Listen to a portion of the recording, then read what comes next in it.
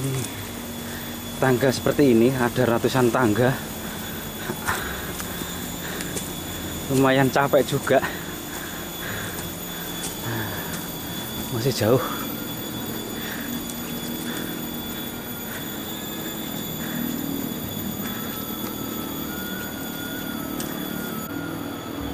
Seperti ini sekitar perbukitan.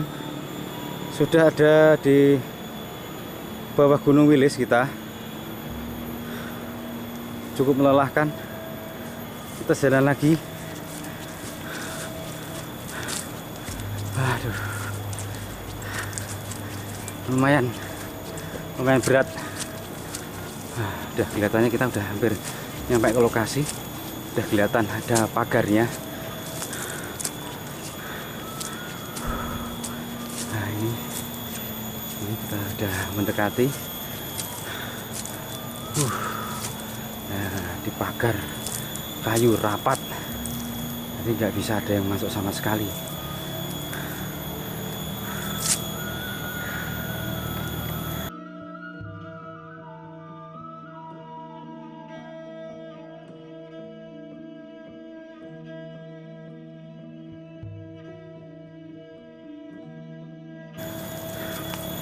Kita coba masuk. Waduh, dikunci. Kita nggak bisa masuk. Lewatnya juga nggak tahu. Bagaimana masuknya kita juga nggak tahu. Dikunci ternyata. Empu Sonah ini seorang putri tapi empu, juga pembuat pusaka, juga terkenal. Beliau itu sebagai empu punjul juga, tapi satu-satunya empu perempuan yang di wilayah Gunung Wilis ini yang sebagai ahli pembuatan pusaka yang ada di wilayah Nganjuk bagian selatan.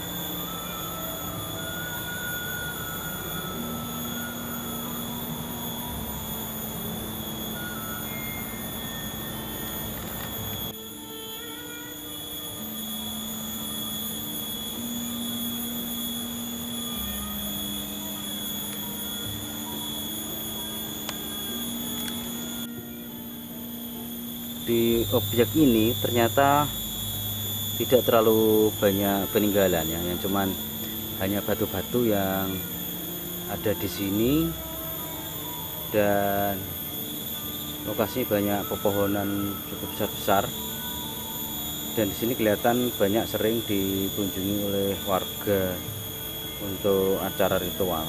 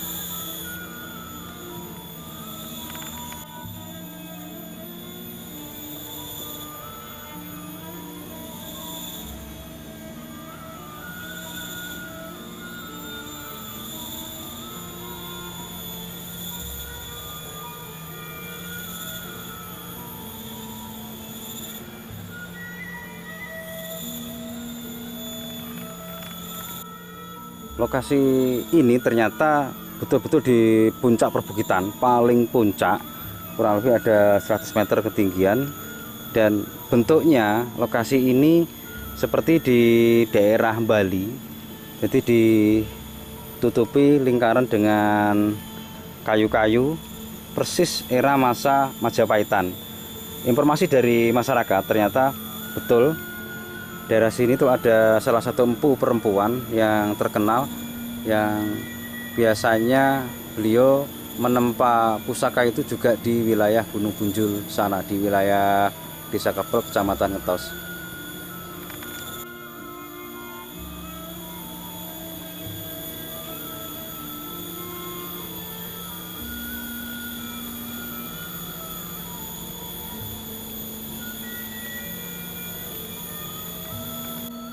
Beliau ini seorang putri empu, dia juga ahli dalam bidang pembuatan pusaka, dan sekaligus dia ahli dalam mengisi bagaimana caranya secara gaib, dia secara ahlinya di dalam situ.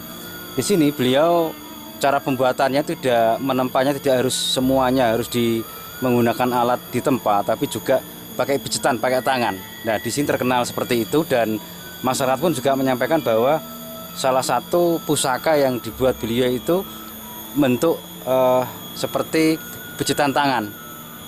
Jari-jari beliau itu kelihatan di pusakanya. Sayang pusaka itu dulu itu dibawa salah satu oleh warga, sekarang sudah hilang. Sayang kalau pusaka itu ada yang sudah hilang.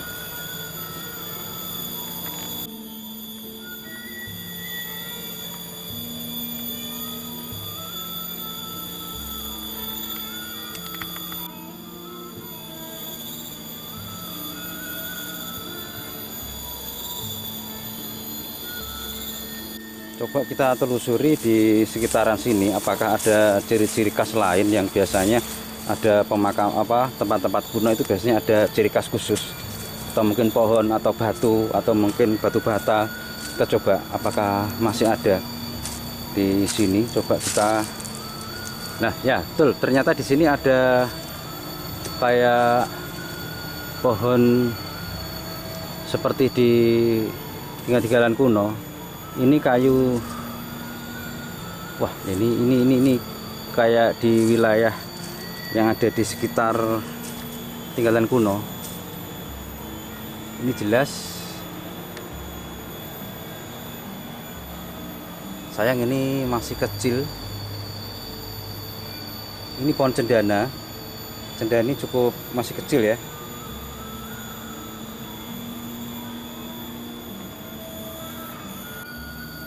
Ini daun atau pohon cendana yang biasanya tempatnya itu di lokasi-lokasi tempat-tempat sakral yang eranya era Majapahit akhir atau mungkin Islam pertama yang ada di wilayah-wilayah lokasi tersebut, dan ternyata segini ada.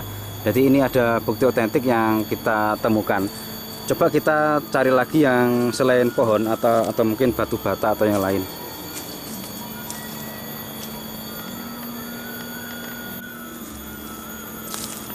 Nah, ternyata ada satu lagi batu bata ukuran besar. Ini batu bata ukuran besar ini yang cukup besar, nggak seperti batu biasanya. Ini udah patah, sayang. Ini jadikan tempat tataan pintu. Ini batu bata kuno, biasanya digunakan untuk acara-acara di bangunan-bangunan percandian atau tempat-tempat bangunan era klasik atau kerajaan Hindu Buddha.